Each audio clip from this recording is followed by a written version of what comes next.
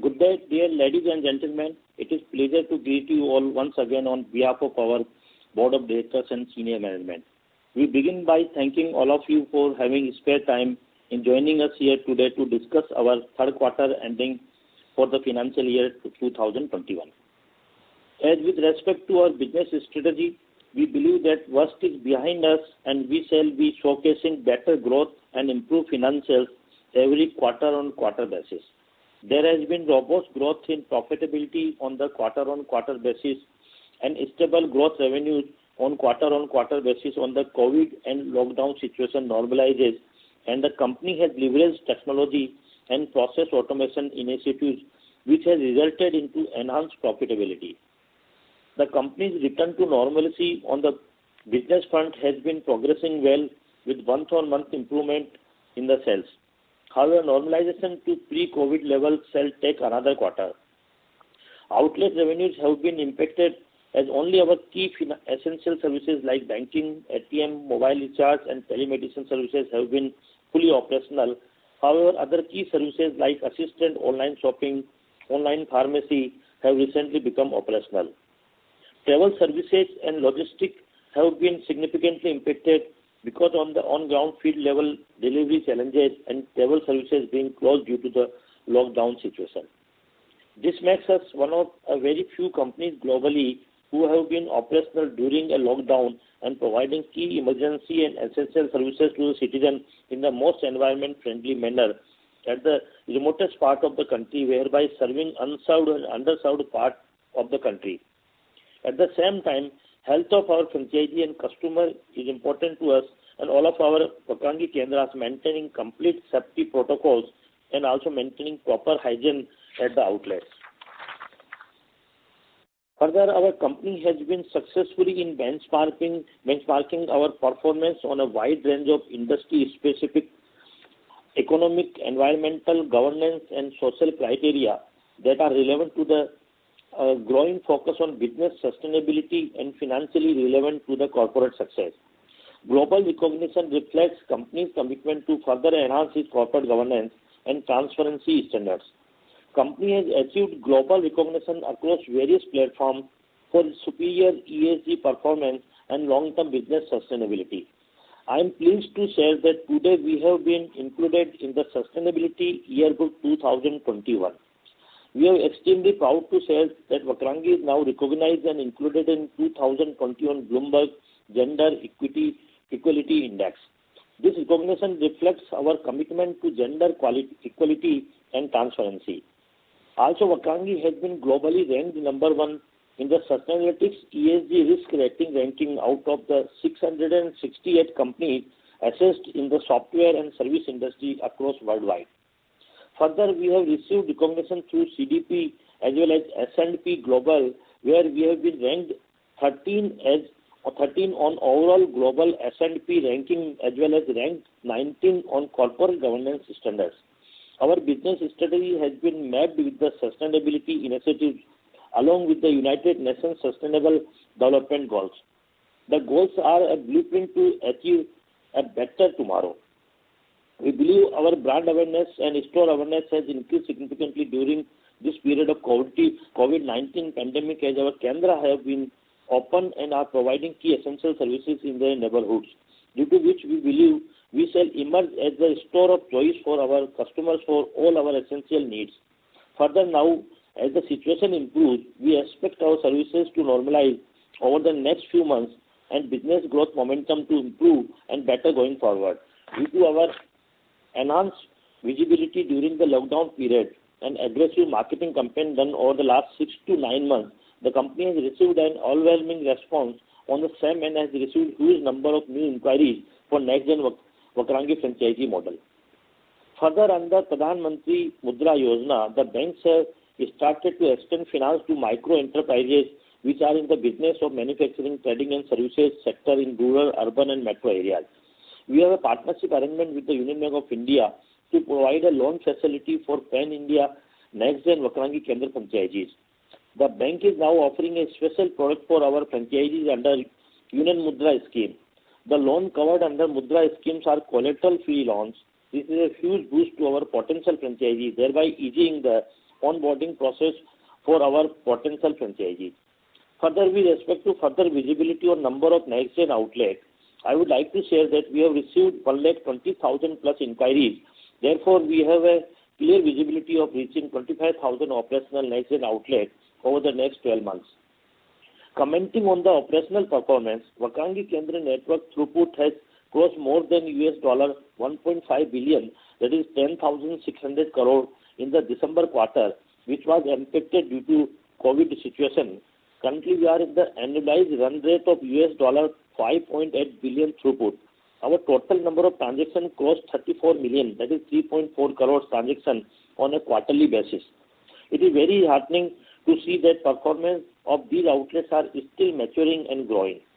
With more and more outlets becoming operational and mature, this would significantly increase over the period of time, and we will witness the benefit of strong operational leverage as our cost would remain at the same level until we reach 25,000 fully operational outlets. Commenting on the financial performance, our revenue growth 5.5% on quarter-on-quarter basis to 92.1 crore, as well as profit after tax grew by 26.2% to 16.8 crore. The current COVID-19 pandemic has caused unprecedented disruption in the world of work, whereby companies leveraging technology, implementing process automation and innovative digital initiative as a new way of conducting everyday business and managing field operation. These initiatives have resulted into improved franchisee satisfaction and better centralized management of field operation. The company shall also get benefit of the same in overall cost reduction and enhanced profitability. Going forward, once the environment normalizes, we expect the financials to keep improving as more and more next-gen outlets become operational, and as the stores get more and more mature. Also, we have been able to maintain a robust balance sheet with debt-free status, and entire capex has been funded through internal accruals.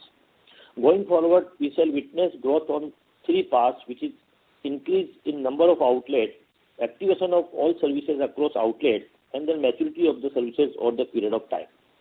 I would like to take this opportunity to thank our shareholders for their support. We can now open the floor for question and answer sessions. Thank you very much. Thank you very much. We will now begin the question and answer session. Anyone who wishes to ask a question may press star and 1 on their touchtone telephone. If you wish to remove yourself from the question queue, you may press star and 2. Participants are requested to use handsets while asking a question. In order to ensure the management is able to address all the questions in queue, we request you to please limit your questions to 1 per participant. Ladies and gentlemen, we will wait for a moment while the question queue assembles. The first question is from the line of Ankit Somani from Capital Gain Investment. Please go ahead. Yeah, hello sir. Can you please brief on revenue growth? Why there is a flat growth in December quarter? Also, growth margin has been impacted. Now, as the lockdown situation is eased, do we foresee growth going back to pre-COVID level? Please provide your guidance for next 12 to 18 months. Yeah, hi, good evening. Thank you for the question. So, as we said that during this pandemic period, primarily almost till September, our majorly only banking, ATM, these services were operational, and only by around September, October or Diwali period onwards is where we initiated the services such as online shopping and online pharmacy, and these services slowly and steadily got on back. So therefore, if you see for the last 3 quarters, there has been a sequential growth every quarter on quarter. So the situation is improving every quarter on quarter basis. But still, for example, travel services remain almost negligible for us, as there is a issue there, as well as physical logistic in deep rural location, typically tier 5, tier 6 kind of location. There are still challenges that we are facing. So what we expect is that maybe pre-COVID level, it will take at least another 2 to 3 months. So maybe post next quarter onward is where we get back to pre-COVID level. But it is heartening to see that we are improving on every quarter on quarter basis. With respect to the guidance, if you ask me, our target is to reach 25,000 operational next-gen outlets in this calendar year or maximum in the next 12 months. So maybe before March 22, but our target is to reach it by December 2021. So in terms of number of outlets, we should be able to at least get a good growth of more than 100%, 150% around growth, where we are increasing from 10,000 operational stores to 25,000 operational stores in the next 12 months. So we are well prepared for that. Because of this COVID and logistic challenges, there has been a delay in terms of execution of this plan. But we are well on track now as the situation is easing and lockdowns are reducing. So that has given us a good visibility in terms of our next 12-year plan. So just to be specific on your answer, yes, revenue growth will increase now every month-on-month basis, but reaching pre-COVID level will take at least a quarter. So that is what we are saying. Another thing in terms, if you see, even in this current revenue, we have been able to maintain our profitability margin. So there we have been very stringent and we have implemented a lot of process automation and technology initiatives whereby we have been able to reduce our costs, and therefore our profitability margins are fairly robust as compared to our earlier profitability margins. And second thing, in terms of number of outlets, we intend to reach 25,000 stores over the next 12 months. Thank you. Thank you. We would request the current participant to please come back in the question queue for any follow-up questions, as we have several participants waiting for their turn. The next question is from the line of Vikas Batlani from Ruby Venture Capital. Please go ahead. Good evening, sir. I have visited the Vakrangi Kendra outlets in COVID-19 pandemic and lockdown, and I have seen that Vakrangi has done great work in COVID-19 pandemic and the lockdown situation. My question is that if you can throw some light on your guidance on the number of outlets, what is the plan for the current year, and also throw some light on the long-term plan.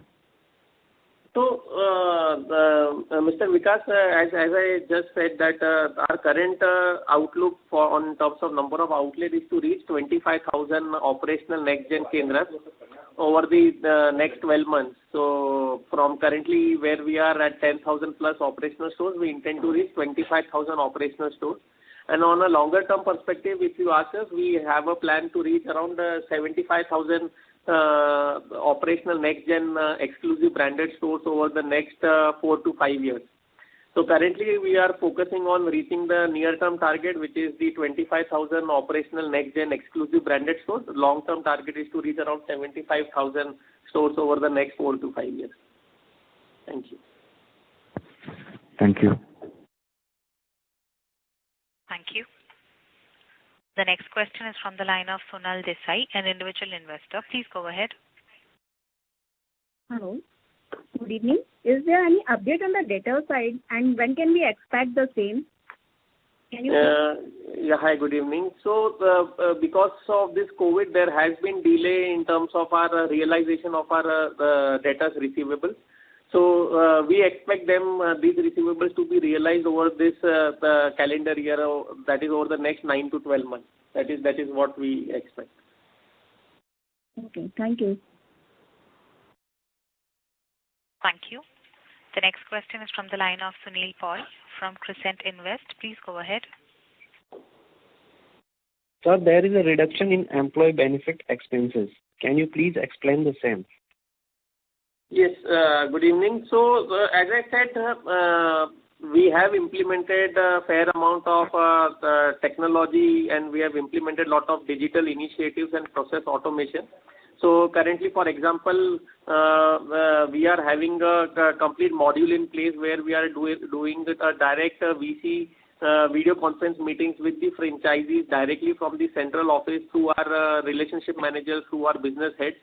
So the management of the field operation has become much more easier and much more centralized, due to which it has not only helped us in better management and better improved the franchisee satisfaction. At the same time, our overall cost reduction has also, we have realized that there has been a significant amount of savings in that. Also, another reason for this reduction in the employee expenses is also because of the lapse of some ESOPs and reversal of some ESOP amount.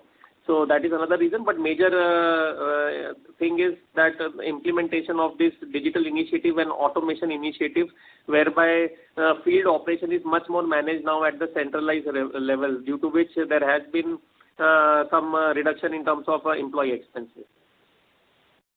Okay, thank you. Thank you. Due to time constraints, we take the last question from the line of Rahul Chaturvedi, an individual investor. Please go ahead.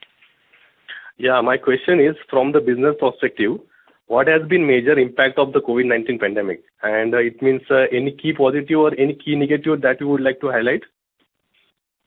So see, basically the negative everyone knows, so there has been impact on the revenues as well as on the profitability as well as in terms of store rollout. So because of this COVID and lockdown situation especially, and our focus primarily being in deep rural, so logistic plays a very key role. So our store rollout has been affected because of this pandemic, and also some of our services which is linked to travel or online shopping where logistic plays a key role, have been impacted because of this COVID-19 pandemic situation. But if you see from the opportunity side, what we have witnessed is that our store awareness, our store trust levels have increased substantially. And this is visible in terms of by the number of new inquiries, by the number of new applications that we are getting. So we have got a very good overwhelming response where we have received more than 100,000 plus, 120,000 plus new applications for becoming a next-gen Vakrangi franchisee.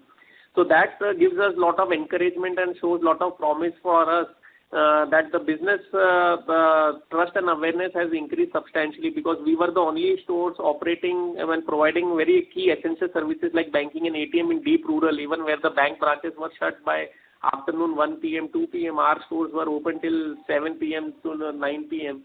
in the night and providing all the subsidy payments and financial services to the rural citizens. So I think so that we take a lot of encouragement from that exercise, and we feel that we will be emerging as a store of choice for our consumers in the rural India, and we would emerge as a very strong rural consumption play over the next couple of years. Thank you. Thank you. Thank you. As that was the last question, I would now like to hand the conference over to Mr. Amit Sabharwal from Vakrangi for closing comments.